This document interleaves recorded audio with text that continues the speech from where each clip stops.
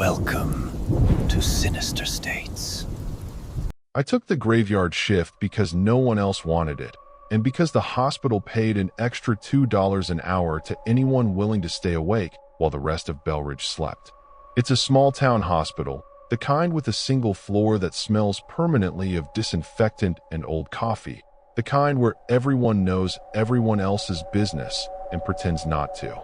During the day, it's bright and ordinary. At night, it becomes something else. The lights hum louder. The corridors stretch longer.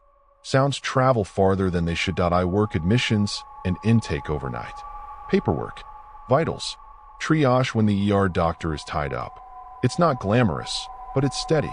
That mattered after my divorce, after I moved back into my childhood home and needed something predictable to anchor the days.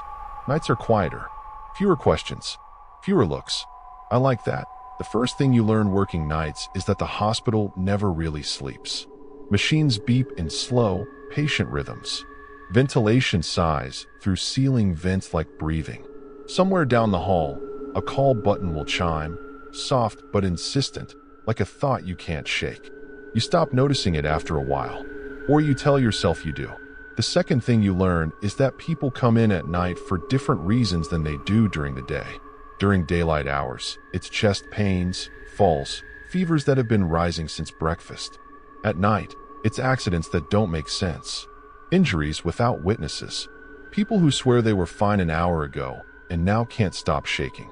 People who won't meet your eyes when you ask them what happened. On my third week, a man came in just after midnight with frostbite in July. His fingers were gray, stiff, the skin cracked like old paint. He kept apologizing. Over and over. I asked him where he'd been, and he said, outside, like that explained anything. When I took his temperature, the thermometer blinked an error message. I tried again. Same thing. He smiled at me, teeth chattering, and asked if I was cold. The doctor on duty, Dr. Harlan, took one look at him and said we needed to transfer him. No tests, no intake bracelet, no insurance questions. Just a call placed to a number I'd never seen before. An unlisted extension that rang once before someone picked up. The man didn't resist. He looked relieved, like he'd been waiting for permission to stop pretending. Afterward, I asked Dr. Harlan where they were sending him. She didn't look at me when she answered. Somewhere better equipped, she said. Then she added, very carefully, for cases like that. Cases like that started happening more often. A teenage girl with deep scratches along her arms, perfectly parallel, like she'd been dragged through a fence that didn't exist. A farmer who came in complaining that his heart was too loud, that he could hear it echoing in the walls. A woman who wouldn't sit down, who hovered near the door and whispered that she'd made a mistake by coming here, that she wasn't supposed to be seen. Most nights, we treated people. Stitches, fluids, pain meds, reassurance. We did our jobs the way hospitals everywhere do, with tired kindness and practiced efficiency. But some nights, a patient would come in and the air would change. Conversations would stop mid-sentence. The nurses would exchange looks that didn't include me. Someone would say, "I'll get Dr. Harlan." Even if she was already standing right there, there's a room at the end of the east hallway we don't use anymore. Officially, it's under renovation. Unofficially, it's where the lights flicker even when the rest of the floor is steady. I was told not to worry about it. Old wiring. Old buildings do that. But I noticed that whenever someone came in who wasn't going to be treated, they were never taken near that room. They were kept close to the front, close to the doors. I started paying attention. It's easy at night. You have time to watch patterns form. The patients we treated usually had family with them, or friends, or at least someone on the phone. The ones we didn't treat came alone. Always alone. No emergency contacts listed. No one calling to check on them. They'd sit in the waiting area, hands folded, eyes unfocused, like they were listening to something just out of range. One night, a boy no older than 16 came in barefoot, his clothes soaked through with river water. He said he'd been swimming and cut his foot. The cut was clean, too clean, a straight line across the sole like it had been done with a blade. He didn't bleed, not a drop.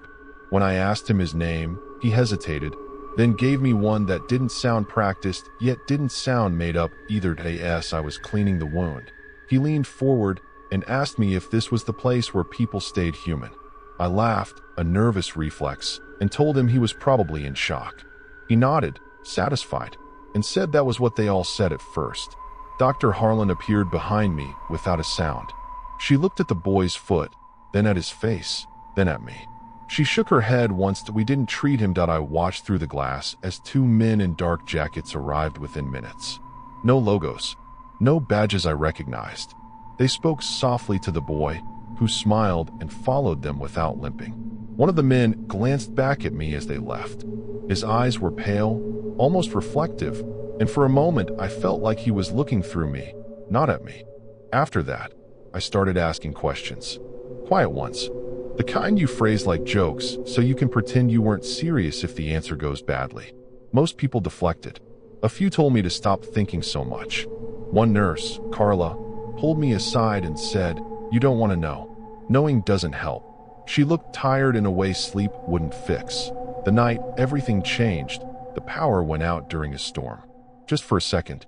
Long enough for the backup generators to kick in with a low, rattling roar. In that moment of darkness, before the emergency lights came on, I heard someone laughing in the waiting room. Soft, familiar, like they'd just been told a secret they'd been waiting their whole life to hear. When the lights returned, a man was standing at the intake desk. I hadn't seen him come in. He was tall, thin, wearing a hospital gown that didn't belong to us. The fabric was wrong, heavier than it should have been, stained in places that looked old. He smiled at me and said my name, even though my badge was turned around. He said he'd finally found the right door. I reached for the call button under the desk, the one that alerts security. He watched my hand move and shook his head gently. "That won't help," he said. "They don't treat everyone." He stepped closer to the desk, close enough that I could smell something on him that reminded me of rain hitting hot pavement. Not unpleasant, just wrong for indoors. My finger hovered over the button anyway, more for comfort than hope. "You need to check in," I said, defaulting to protocol because it was the only thing keeping my hands from shaking. "I'll need your name and date of birth." He tilted his head, considering me like a puzzle he'd already solved but wanted to enjoy again. "I don't have those anymore," he said. "Not in a way that matters." He glanced down the hallway, toward the east wing, and smiled wider. "But I know where I am. That should count for something." Before I could answer, Dr. Harlan appeared again, this time clearly hurrying. She positioned herself between me and the man without acknowledging him at first. "Go take your break," she said to me. Her voice was calm, but her hand trembled where it rested on the counter. "I've got this." I didn't move. Maybe it was curiosity. Maybe it was anger. Or maybe it was the growing certainty that whatever was happening had been happening for a long time, and no one had bothered to tell me because they assumed I'd never notice. "Why don't we treat them?" I asked, my voice coming out louder than I intended. The waiting room felt too quiet, like it was leaning in to listen. The man laughed again, soft and delighted. "That's the right question," he said. Dr. Harlan closed her eyes for just a second. When she opened them, she looked older. "Because treatment doesn't work," she said. "Because sometimes helping makes it worse." She finally looked at him. "You're early." "Am I?" he asked. It felt like the right time. He turned back to me. "You're new enough to still care. That's dangerous." Security arrived then, two familiar faces who avoided my eyes. They didn't touch the man. They didn't need to. He followed them willingly toward the doors, pausing only to look back at me one last time. "If you listen closely," he said, "you can hear the difference." After he left, Dr. Harlan told me to clock out. It was only 2 in the morning, but she insisted. "Go home," she said. "Get some sleep. Forget tonight." I tried. I really did. But once you start seeing patterns, it's hard to unsee them. I lay awake listening to my house settle, to the distant sound of a train passing through town, and I thought about the people who came in alone and left without treatment. About the ones who smiled when they realized we wouldn't help them. About the relief on their faces, like a burden had been lifted. The next night, I came in early. I reviewed old intake logs, scrolling back months, then years. I noticed gaps. Files marked transferred without destinations. Notes that stopped mid-sentence. Patient IDs that didn't match any system we used. It was subtle, intentional. Someone had cleaned it up enough that you'd only notice if you were looking for the absence of something, not its presence. Carla caught me staring at the screen and sighed. "You're digging," she said. "That never ends well." "Why here?" I asked her. "Why this hospital?" She hesitated, then shrugged. "Small towns are thin," she said. "Less noise, less interference. Things slip through easier." She met my eyes. "You ever feel like you don't quite fit in your own skin?" I thought of the man in the wrong gown, of the boy who didn't bleed, of the woman who whispered that she wasn't supposed to be seen. "Sometimes," I said. "That's how it starts," Carla said softly. "Most people ignore it. They fill the space with work or family or routine. But some people lean into it. They listen." That night, a woman came in clutching her arm. The skin from her wrist to her elbow was translucent, veins visible like blue threads under glass. She was crying, apologizing for bleeding on the floor, even though there was no blood. When I touched her, my fingers tingled like static shock. She looked at me with desperate hope. "Please," she said. "I don't want to fade." Dr. Harlan shook her head again. The familiar signal. My stomach twisted. "If we don't treat her," I said, "what happens to her?" The woman answered for her. "I go somewhere quieter," she said.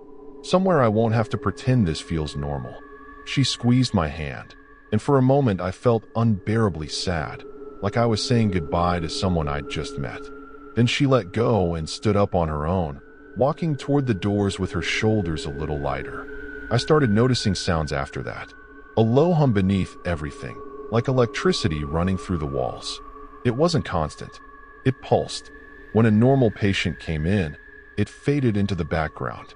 When one of the others arrived, it grew louder, more insistent. If I focused, I could almost make out shapes in it, patterns that felt meaningful even if I couldn't explain why. I tested it. When someone came in complaining of chest pain, I listened. Nothing. When a man arrived with eyes that reflected light like an animal's, the hum surged, filling my head until my temples ached. I realized then what the man meant. You could hear the difference if you knew how to listen. The breaking point came with a child. She was 8, maybe 9, carried in by her mother, who was frantic and exhausted and very, very human. The girl was burning up with fever, her skin flushed, her breathing shallow. As I took her vitals, the hum flickered, uncertain. The mother begged us to help. "She's all I have," she said, voice cracking. For a moment, everything balanced on a knife's edge. I looked at the girl and felt something pull tight in my chest. Fear, love, the desperate need to keep something from slipping away. The hum quieted. Dr. Harlan nodded. "We treated her. Fluids, medication, care." The girl stabilized. The mother cried with relief. Later, when I was alone in the supply room, I understood. It wasn't about injuries or symptoms. It was about anchors, about connections strong enough to keep you here. The ones we didn't treat weren't sick in the usual sense. They were untethered, drifting, listening to something calling them away. Once I knew that, I couldn't unknow it, and I started wondering what that meant for me. I was divorced, no kids, few close friends, nights spent in a quiet house, listening to sounds that might not be there. I'd taken the graveyard shift because I didn't have anything pulling me back into the daylight. The hum started following me home. Not loudly, just enough that if I lay still, I could hear it threading through the silence, promising rest, promising an end to the constant effort of staying. I didn't tell anyone. I was afraid of what they'd see if they listened to me the way I listened to others now. On my next shift, Dr. Harlan watched me carefully. "You're too close," she said. "To what?" I asked, though I already knew. She sighed. "That edge." I smiled, trying to make it a joke. "We all stand on edges," I said. "Not like this," she replied. That night, just before dawn, I felt it clearly for the first time. The pull, a sense of recognition, like finding the right frequency on a radio after years of static. I understood then why some people smiled when we didn't treat them, why they went willingly. The fear wasn't of dying. It was of staying when you no longer belonged. I stood at the intake desk, listening to the hum swell and fade, and wondered what would happen if someone like me came through those doors. Whether the hospital would know what to do, whether I would. I didn't intend to test that question so soon, but intention has very little power once you start hearing things you can't unhear. The next few shifts blurred together. Normal patients came and went, stitched and soothed and sent home with discharge papers folded neatly in their pockets. And threaded between them were the others, the ones who made the hum rise and my skin prickle, the ones whose presence felt less like illness and more like a wrong note resolving into harmony the moment they realized we wouldn't keep them. I watched how Dr. Harlan handled them, how gentle she was, how careful with her words. She never lied, not exactly. She just guided the conversation until the patient reached the understanding on their own. You could see the moment it clicked, the way their shoulders dropped, the way fear drained out of their faces and left something like peace behind. That was when the hum peaked, a low, full chord that made my teeth ache and my eyes sting. I told myself I was still on the right side of things. I was doing my job. I was helping people who could be helped and letting go of those who couldn't. That's what healthcare is, isn't it? Triage, limits, accepting that you can't save everyone. It sounded reasonable when I framed it that way. It sounded clinical, safe, but the hum kept finding me when I was alone. In the break room at 3 in the morning, staring at a vending machine that hadn't been restocked in weeks. In the parking lot, sitting in my car with the engine off, listening to the wind move through the trees at the edge of the property. Once, I heard it in the shower, vibrating through the pipes, and I had to sit down on the tile until the room stopped spinning. I started to wonder how many of the staff heard it too and just never talked about it. Carla did, I was sure. The way she'd pause sometimes, head tilted slightly, as if listening to a distant melody. The security guards, too, though they pretended otherwise. Even Dr. Harlan, though with her it felt like familiarity rather than temptation. She stood solidly on one side of something I was drifting closer to without meaning to. The night the ambulance brought in the man from the highway was the first time I truly faltered. He'd been found walking barefoot along the shoulder, miles from the nearest exit, clothes torn, skin scraped raw. He was bleeding. He was shaking. He was very clearly hurt. As I helped transfer him to a bed, the hum surged so violently it made me gasp. Dr. Harlan froze. So did Carla. For a moment, no one moved. The man looked between us, eyes wild, and whispered, "Please." I changed my mind. That stopped me cold. Changed your mind about what? I asked before I could stop myself. He swallowed hard. About listening, he said.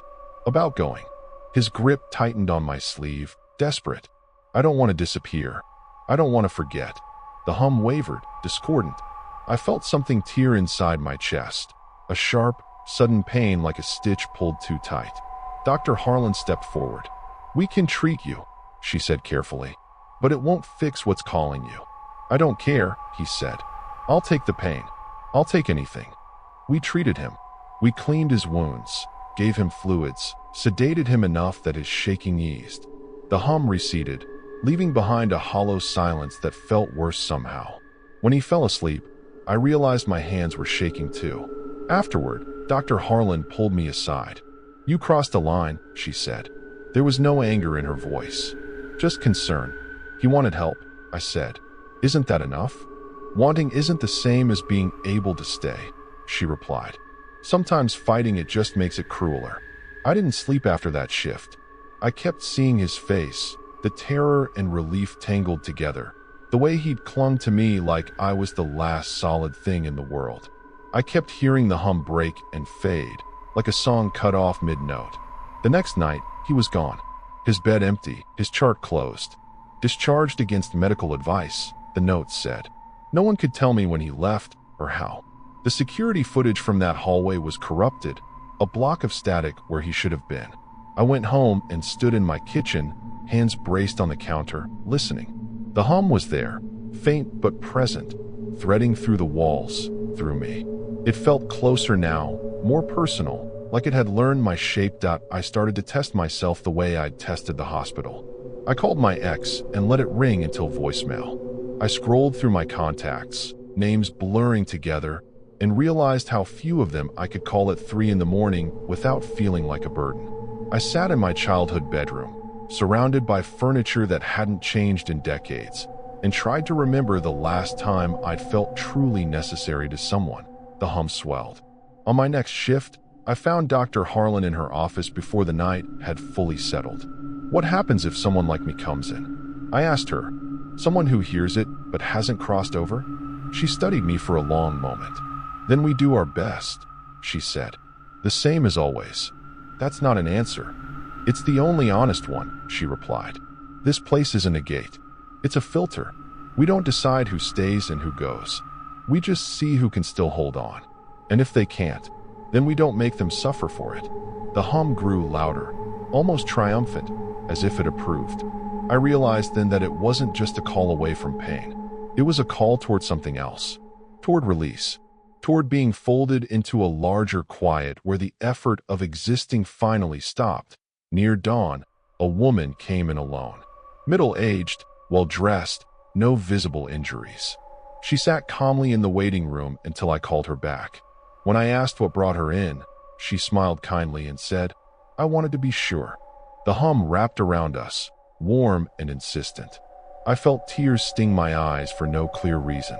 She reached out and touched my wrist. "You hear it too," she said. It wasn't a question. I nodded. She squeezed my hand. "It gets louder when you've given everything you know how to give," she said. "That doesn't mean you're empty. It just means you're tired." Dr. Harlan appeared in the doorway. One look at the woman and she knew. The woman stood without being told. As she passed me, she leaned in and whispered, "If you decide to stay, make it because you want to, not because you're afraid." After she left, the hospital felt unbearably still. The hum faded to a ghost of itself, leaving behind a ringing absence. I leaned against the counter and laughed quietly, on the edge of tears. I didn't know which choice scared me more anymore. As the sun rose, washing the parking lot in pale gold, I realized something else. For all its pull, the hum had never forced me. It had never dragged anyone screaming through the doors.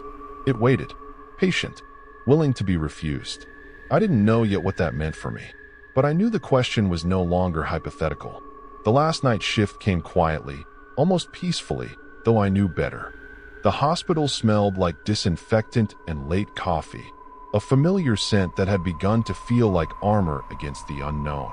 The waiting room was empty when I arrived, the fluorescent lights humming softly above me. It was the first night in weeks I didn't feel the pull immediately, and the relief was brief, replaced by a creeping sense that the calm was deliberate, measured, like a held breath before a storm. I started my rounds slowly, checking rooms, making notes in my log. There were no emergencies, no lost souls, or early arrivals. The silence was so complete that even the hum seemed tentative, almost shy. I wondered if it had recognized that I had started to understand, that I had begun listening with intent rather than fear. The idea both thrilled and terrified me. By 2 a.m, a young man came in. He moved with an unusual grace, and his eyes, wide and luminous, immediately caught my attention. He didn't speak, just sat in the corner of the waiting room, hands folded, waiting. The hum surged as he arrived, more solid and insistent than I'd ever felt it, like a presence pressing against the edges of reality. Dr. Harlan appeared behind me, quiet as ever. "He's been here before," she said. Her voice carried that same calm weight that made my chest tighten. "He comes when he's ready, and leaves when he chooses. That's all we ever do." I nodded, though I didn't fully understand. I watched him closely, noting every subtle twitch, every glance. There was a tension in him, like a thread being pulled taut. When he finally spoke, his voice was low, almost a whisper. "I don't want to go," he said, "but I know it's time." I didn't know what to say. The hum seemed to ripple around us, coaxing, encouraging, an unseen hand brushing against the walls of the building. Dr. Harlan's eyes softened. "You don't have to be afraid," she said. "No one ever does." He stood slowly, as if moving through water. I could see the awe in his posture, the reverence. He turned to me briefly, a look of understanding and gratitude in his eyes. And then he walked toward the hallway that led to the east wing, and I realized I was holding my breath, waiting for something I didn't fully comprehend. The hum grew louder, stronger, as he disappeared down the corridor. I felt it brush against me, a gentle reminder that I was still tethered here. The room seemed to exhale, the tension melting away into an almost sacred quiet. For the first time, I understood the difference between those who stayed and those who left. It wasn't about choice or fear or even desire. It was about readiness. Hours passed and the shift wore on. Regular patients came and went, unaware of the invisible currents threading through the building. I moved from room to room, observing, recording, feeling a strange detachment mingled with clarity.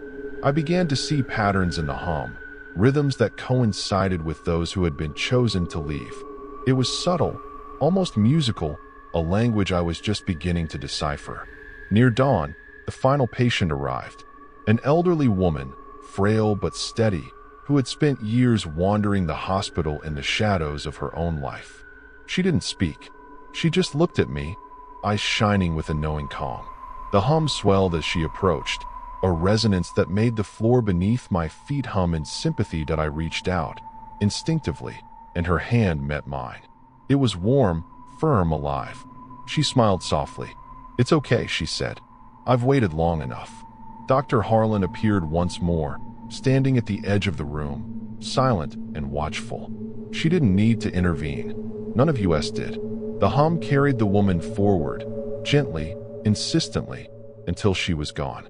The emptiness she left behind was profound, yet strangely comforting, like the echo of a song you had forgotten but recognized instantly. I sat down heavily, absorbing the quiet. The hum lingered faintly, a thread of awareness tying me to the building, to its secrets, to the unseen. I realized then that my life had changed irreversibly. I had been a passive observer, a caretaker, a witness to things that defied explanation. But now, I understood that the choice to remain was as much a part of this place as the hum itself. That I walked the empty halls one last time before the shift ended, touching the walls, listening to the faint vibrations, noting the subtle traces of presence that had passed before me. Every patient, every visitor, every soul that had drifted through these doors had left a mark, however intangible. And I understood that I was not abandoned, not forgotten. I was here for a reason, to anchor, to witness, to choose. The sunrise broke over the horizon, washing the hospital in pale gold and amber. I stepped outside, breathing in the crisp morning air. The town around me stirred awake, oblivious to the currents flowing beneath the surface, to the quiet choices being made in the dead of night. I felt a strange satisfaction in knowing that while some would leave, some would stay, and some, like me, would learn to navigate the space between. I returned inside, ready for the next shift, ready to listen, ready to learn, and ready to continue. There was no fear, only awareness, and a sense of purpose I hadn't felt before. The hum was quiet now, a soft reminder that the world held more than we could see, more than we could touch, and infinitely more than we could explain.